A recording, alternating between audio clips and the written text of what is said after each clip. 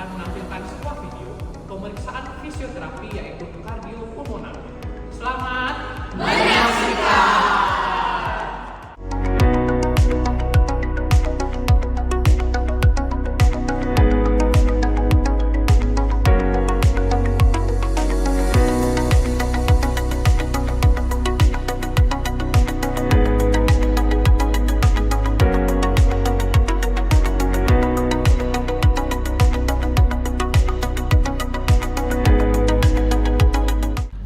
Pemeriksaan pertama adalah infeksi kardiopulmonal adalah salah satu infeksi bentuk kuku pasien. Terdapat 3 klasifikasi bentuk kuku yaitu 1. Normal straight nail dengan derajat kuku 160 derajat. Yang kedua ada normal curved nail dengan derajat kuku 160 derajat namun sedikit melengkung di bagian kuku. Yang ketiga ada club nail early adalah kondisi di mana ujung jari membengkak dan kuku melengkung seperti bentuk sendok serta sudut 180 derajat atau flat. Diindikasikan terjadi gangguan kronis pada sirkulasi darah, terutama kekurangan oksigen dalam darah. Adapun juga cara infeksi lain seperti raut wajah pasien, pola napas pasien, bentuk dada, apakah adanya kifosis, lordosis atau skoliosis. Yang keempat ada warna kulit, apakah warna pink, memar atau kemerahan. Yang kelima ada warna kuku atau warna kuku pink atau kuning. Yang keenam ada warna bibir.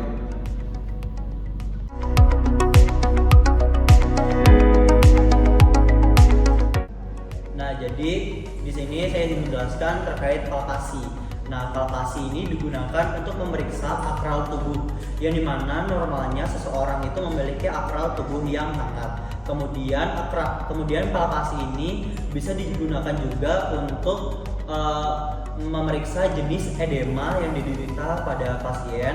Lalu palpasi ini juga dapat digunakan untuk memeriksa posisi dari trakea, lalu ada untuk memeriksa jarak kosta dan juga vokal primitus dari pasien, yang dimana kita akan memeriksa dari sisi apikal, anterior, posterior dan juga lateral.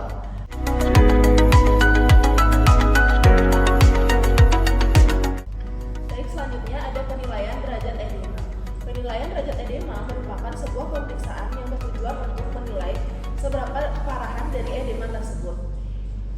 Penilaian derajat edema dikelompokkan menjadi 4 bagian. Yang pertama ada derajat 1, derajat 2, derajat 3, dan juga derajat 4.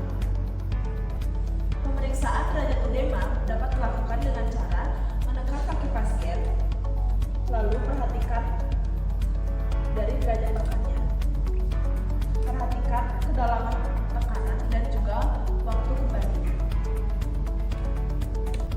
Adapun interpretasi dari edema dikatakan berada pada derajat 1 apabila kedalamannya itu sebesar 1 sampai dengan 3 mm dan waktu kembalinya itu sebesar 3 detik.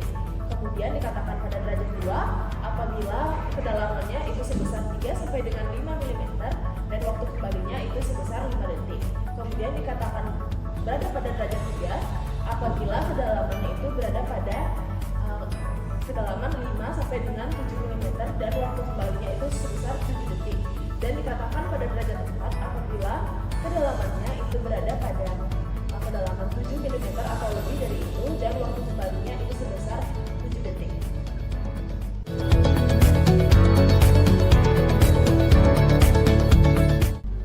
Tracheal deviation atau pemeriksaan deviasi trakea merupakan suatu pemeriksaan untuk menentukan apakah trakea atau batang tenggorokan pada manusia itu terdorong ke salah satu sisi baik kiri maupun kanan tubuh dari posisi normalnya. Kondisi ini biasanya disebabkan oleh adanya tekanan abnormal di dalam rongga dada yang akan mendorong trakea tersebut ke sisi kiri atau kanan dalam kondisi patologis.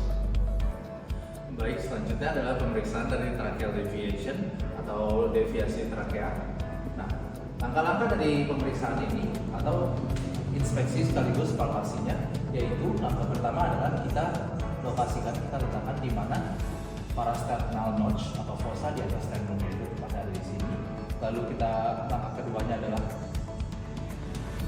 mencari di mana bony prominence dari kedua clavicula yaitu pada di sini. Langkah ketiga adalah kita meletakkan tiga jari kita seperti ini.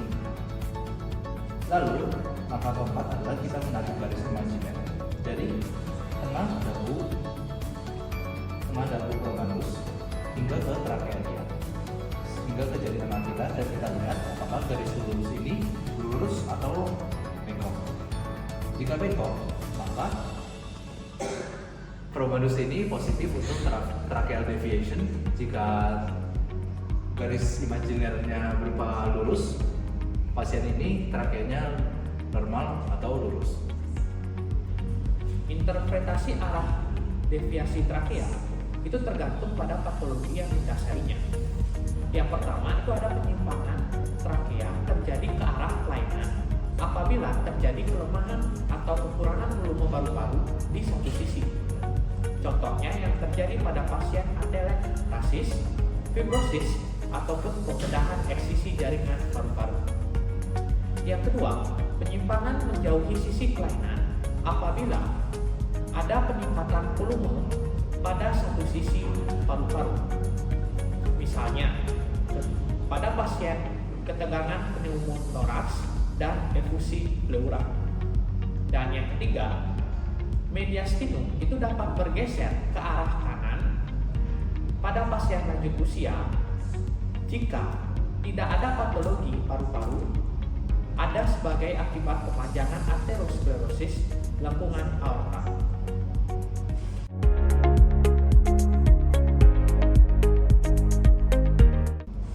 Selanjutnya adalah pemeriksaan fremitus taktil. Jadi fremitus taktil atau vokal itu merupakan suatu getaran yang dapat diraba akibat transmisi suara pada dinding dada. Nah, untuk pemeriksaannya itu adalah mengidentifikasi adanya perubahan intensitas getaran pada dinding dada ketika pasien mengatakan kata-kata tertentu. Nah, untuk fisioterapis akan melakukan palpasi pada dinding dada ketika pasien mengucapkan kata-kata tertentu dan membandingkan getaran tersebut di beberapa area dada seperti anterior, lateral, dan posterior. Baik, selanjutnya saya akan melakukan pemeriksaan fremitus. Jadi pemeriksaan fremitus ini untuk melihat apakah ada perbedaan getaran antara sisi sebelah kanan maupun sisi sebelah kiri. Di sini saya akan meminta pasien mengucapkan 77 secara berulang kali. Pertama, saya akan meminta pasien untuk melipat tangannya ke dadanya. Setelah itu, saya akan meminta pasien untuk mengucapkan 77 secara berulang, dan saya akan meletakkan lengan saya atau tangan saya pada bagian atas kapula. 77.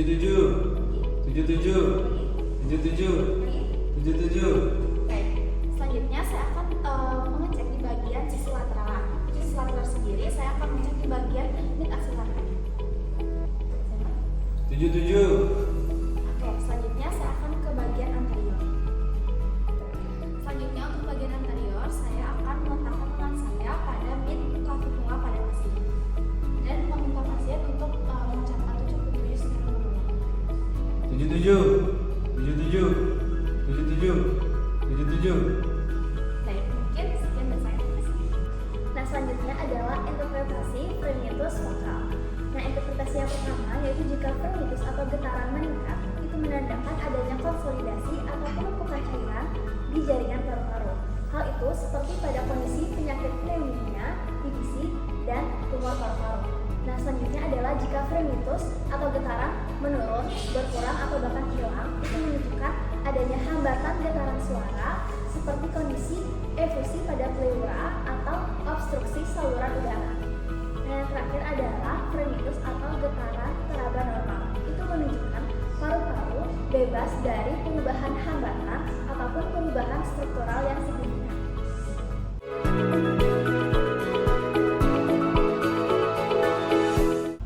Selanjutnya adalah perkusi. Perkusi adalah teknik pemeriksaan fisik yang dilakukan dengan mengetuk bagian tersebut, biasanya dada ataupun perut.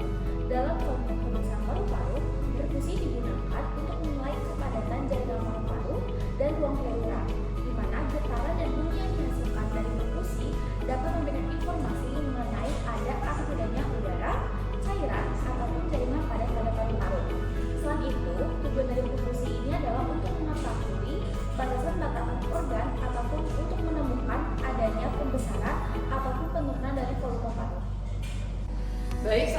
saya akan melakukan pemeriksaan perkusi. Yang pertama itu saya letakkan jari saya di dekat dengan linea parasternalis, itu terletak di bawah sternum.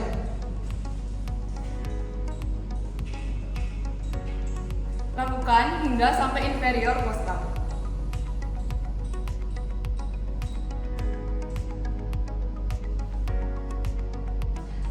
Pada pasien ini tidak ada perbedaan suara yang menunjukkan struktur paru-paru pada pasien normal.